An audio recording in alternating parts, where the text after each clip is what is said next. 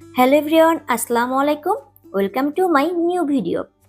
আজকের ভিডিওতে আমি আপনাদের সাথে একটা নতুন হোম ডেকোর আইটেম তৈরি করা শেয়ার করব। আর এই জিনিসটা আমি তৈরি করেছিলাম বাসায় ফেলে দেওয়া কার্ডবোর্ড থেকে। আমাদের বাসায় প্রতিদিনের ব্যবহারের জন্য আমরা যেসব পণ্য কিনে থাকি সেসবের থেকে কিন্তু অনেক কার্ডবোর্ড পাই। আর এই কার্ডবোর্ড কিন্তু আমরা সবাই ফেলে দিই। এই কার্ডবোর্ডগুলোকে ফেলে না দিয়ে আমরা চাইলেই কিন্তু খুব সুন্দর সুন্দর হোম ডেকোর আইটেম তৈরি করে নিজের ঘরকে সাজিয়ে তুলতে পারি। আমিও কিন্তু আমার বাসার ফেলে দেওয়া কার্ডবোর্ড থেকে এই বিউটিফুল হোম ডেকোর আইটেমটা তৈরি করেছি। আর এটা ছিল মোট 4টা লেয়ারের। আর এই প্রতিটা লেয়ারের জন্য আমি কিন্তু 2 পিস করে কার্ডবোর্ড কেটে নিয়েছি, আর যেটাকে আমি গ্লুগানের সাহায্যে আটকিয়ে নিচ্ছি। আপনারা যদি আমার এই ভিডিওটা সম্পূর্ণ মন দিয়ে দেখেন তাহলে অবশ্যই আপনিও বাসায় এই সুন্দর শোকেসটা তৈরি করতে পারবেন। আর এটা তৈরি করা কিন্তু এতটাও কষ্টের কাজ না। আমি এটা সাইডে যে কার্ডবোর্ডগুলো লাগিয়েছি সেখানেও কিন্তু আমি 2টা করে কার্ডবোর্ড আঠার সাহায্যে জোড়া দিয়ে লাগিয়ে নিয়েছি। আপনি যদি 2টা করে কার্ডবোর্ড লাগিয়ে নেন তাহলে এটা কিন্তু অনেক শক্ত হবে, আর এটা বাসায় ব্যবহার করতে পারবেন। আমি যেহেতু এই শোপিসটা আমার বাসায় ব্যবহার করব, তাই আমি এটা ব্যবহারের উপযোগী করে তৈরি করেছি। অনেক সময় দেখা যায় ইউটিউবে শুধুমাত্র ভিডিও পোস্ট করার জন্যই তৈরি করে থাকে, কিন্তু সেগুলো আর পরে ব্যবহার করা যায় না। আমি এর আগে অনেকবার ইউটিউবে ভিডিও দেখে অনেক প্রোডাক্ট তৈরি করেছি, বাট সেটা আমি বাসায় ব্যবহার করতে পারিনি। বাট আপনারা যদি আমার এই ভিডিও দেখে তৈরি করে থাকেন তাহলে অবশ্যই 100% গ্যারান্টি আপনি বাসায় ব্যবহার করতে পারবেন। তবে শুধুমাত্র পানি থেকে একটু দূরত্ব বজায় রাখলেই হবে। এবার কাজে ফিরে আসি। আমি এগুলোকে গ্লুগানের সাহায্যে খুব ভালো করে একসাথে অ্যাটাচ করে নিব। যেহেতু গ্লুগানের আঠাটা অনেক বেশি তাড়াতাড়ি শুকিয়ে যায় এবং এটা অনেক শক্ত আটা, তাই আমি এখানে গ্লুগান ব্যবহার করেছি। আপনার কাছে গ্লুগানের আঠাটা না থাকলে আপনারা এখানে গ্লুগানের আঠার পরিবর্তে ফেভিকলের আঠাটা ব্যবহার করতে পারেন। তবে সেক্ষেত্রে একটু টাইম দিতে হবে আঠাটা শুকিয়ে যাওয়ার জন্য। আমি আঠার সাহায্যে এর প্রত্যেকটা পার্ট ভালো করে লাগিয়ে নিব। এবার লাগানো শেষ হয়ে গেলে আমি এটাকে সাইডে সরিয়ে রেখে বাকি যে পার্টগুলো ছিল আমার সেগুলোকেও আমি আঠার সাহায্যে লাগিয়ে নিব। তবে হ্যাঁ, নিচের পার্টটা কিন্তু 6টা পার্টে আমি লাগিয়েছি, কিন্তু উপর যে 3টা লেয়ার ছিল সেই 3টা লেয়ারে কিন্তু নিচের সাইডটায় আমি কোনো কার্ডবোর্ড লাগাইনি, কারণ এটা কিন্তু একটার উপরে একটা লাগাতে হবে। তাই আপনি একটার উপরে একটা লাগানোর জন্য এখানে গ্লুগানের আঠার সাহায্যে সুন্দর করে লাগিয়ে দিবেন। তাই আপনারা নিচে এক্সট্রা একটা পার্ট দেওয়ার একেবারে প্রয়োজন নাই। আমি এখানে আমার 4টা লেয়ার কিন্তু স্টেপ বাই স্টেপ একটু ছোট করে নিয়েছি। সব থেকে নিচের লেয়ারটা একটু বড়, তার উপরেরটা একটু ছোট, তার উপরেরটা আর একটু ছোট এবং তার উপরেরটা আর একটু ছোট। এভাবে আমি বড় থেকে ছোট করে আমি এটা তৈরি করেছি। আর তাই আপনার লাগানোর সময় অবশ্যই ঠিক সেভাবে তৈরি করবেন। আপনারা চাইলে ছোট বড় না করে একেবারে সেম লেয়ারেও তৈরি করতে পারেন। ভিডিওতে দেখতেই পাচ্ছেন এই জয়েন্টগুলো কিন্তু ফাঁকা ফাঁকা রয়ে গিয়েছে, আর এই ফাঁকাগুলো ফিল আপ করার জন্য আমি এখানে ওয়ালপট্টি ব্যবহার করেছি। পলিথিনের সাহায্যে এটা কোণ তৈরি করে তার ভিতরে আমি ওয়ালপট্টি নিয়ে সেটাকে এই ফাঁকা জায়গায় দিয়ে ফিল আপ করে নিব। আর হ্যাঁ, আপনারা এখন অনেকে আমাকে প্রশ্ন করবেন, আপু আপনি এখানে কোন ওয়ালপট্টিগুলো ব্যবহার করেছেন? এই ওয়ালপট্টির ছবিটা আমি একটু পরে আপনাদের সাথে শেয়ার করছি, তাই ভিডিওটা অবশ্যই ধৈর্য ধরে দেখতে থাকুন। আমি এখানে হাতের সাহায্যে খুব ভালো করে চেপে চেপে ওয়ালপট্টি লাগিয়ে দিচ্ছিলাম যাতে কোথাও ফাঁকা না থাকে। এটাকে খুব ভালো করে লাগিয়ে দিলে আপনার দেখতে কিন্তু একেবারেই কাঠের মতো মনে হবে। বাট আপনি যদি এটা ফ্লাপ না করেন তাহলে কিন্তু এখানে একটা ফাঁকা খাত থাকবে, সেটা দেখতে একটুও ভালো লাগবে না।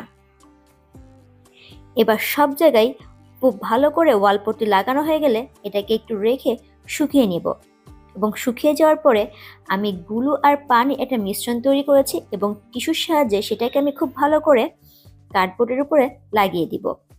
আপনি যদি এখানে আঠা আর টিস্যুর সাহায্যে লাগিয়ে নেন তাহলে এটা কিন্তু অনেক বেশি শক্ত হয়ে যাবে। যে পার্টগুলো আমি জয়েন করেছিলাম সেগুলো কিন্তু আপনি টানলেও আর খুলতে পারবেন না। আপনি যদি টিস্যুর সাহায্যে এটাকে জয়েন করে না নেন তাহলে কিন্তু একটু শক্ত আঘাতেই এটা ভেঙে যাওয়ার সম্ভাবনা থাকে।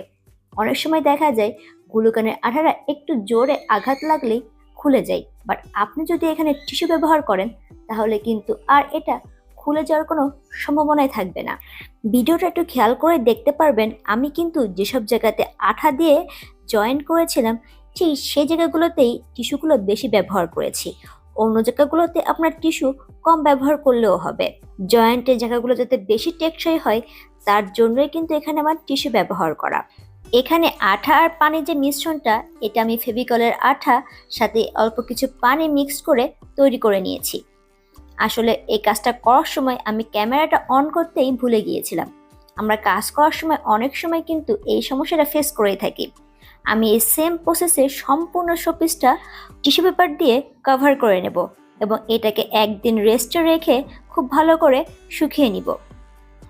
এবার দেখাচ্ছি আমি আপনাদেরকে কি কি ব্যবহার করেছি। আমি আপনার এখানে ওয়ালপট্টি দেখতে পাচ্ছেন, আমি এই ওয়ালপট্টিতে কিন্তু এর আগে যে ওয়ালপট্টির কাজ করেছি সেখানে ব্যবহার করেছি এবং যে আঠা দেখতে পাচ্ছেন এই আঠা আর পানি মিক্স করে আমি আঠা আর পানি মিশ্রণ তৈরি করেছি। এবার আঠা, ওয়ালপট্টি এবং পানি তিনটা একসাথে মিক্স করে একটা পাতলা ব্যাটারের মতো তৈরি করে নিব, যেটা আমি এখন আমার শোপিসের উপরে লাগিয়ে দেব। আর এটা লাগালে কিন্তু আপনার এই কার্ডবোর্ডটা একটু বেশি টেকসই হবে। হালকা পানির ছিটাতে কিন্তু এটা ছিঁড়ে যাবে না বা নরম হয়ে যাবে না। তাই আমি এখানে ওয়ালপট্টি ব্যবহার করেছি। আপনাদের কাছে যদি এগুলো অ্যাভেলেবেল না থাকে তাহলে আপনারা এই কাজটা স্কিপ করে যেতে পারেন।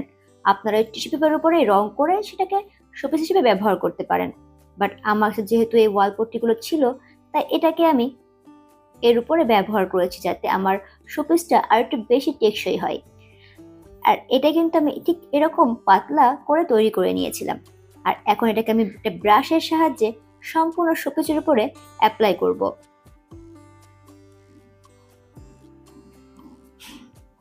এটাকে জাস্ট রং করার মতো করে সম্পূর্ণ শোপিসে অ্যাপ্লাই করতে হবে। এটা একটা প্রাইমারের কাজও করবে, যেটা আমরা যে কোনোতে রং করার আগে সাদা একটা প্রাইমার ব্যবহার করে থাকি, ঠিক সাদা প্রাইমারের কাজটা কিন্তু এই ওয়ালপট্টি আর গুলোর মিশ্রণটা করে দিবে। তাই এখানে আমার রং করার আগে কোনো সাদা কালার করার প্রয়োজন হবে না।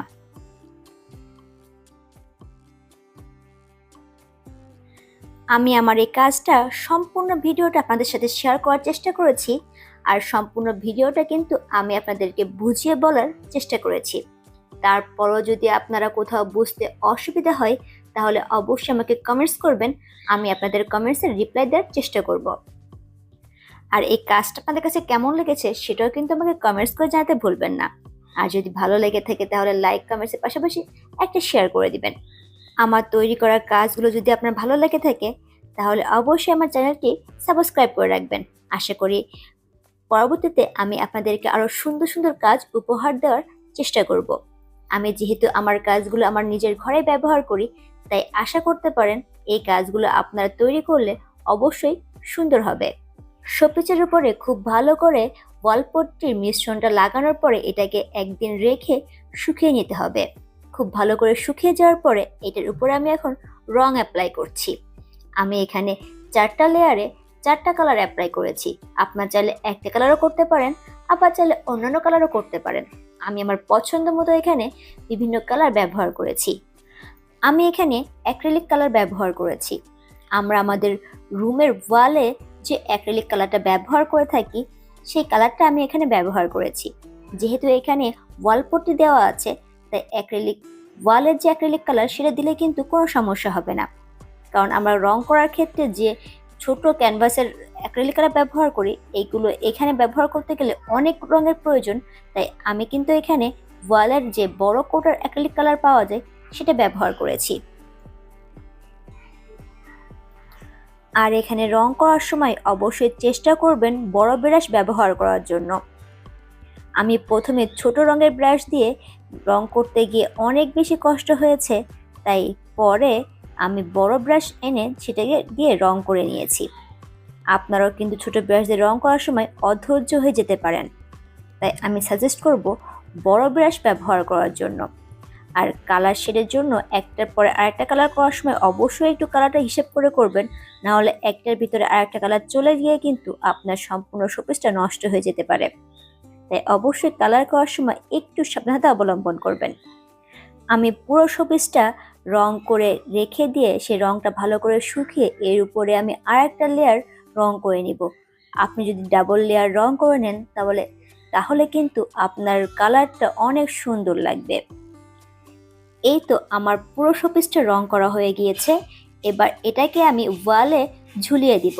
আর অবশ্যই এটাকে কিন্তু ওয়ালে ঝুলিয়ে রাখার চেষ্টা করবেন। এবার আমি আমার পছন্দ মতো শোপিস দিয়ে এটাকে সাজিয়ে নিব।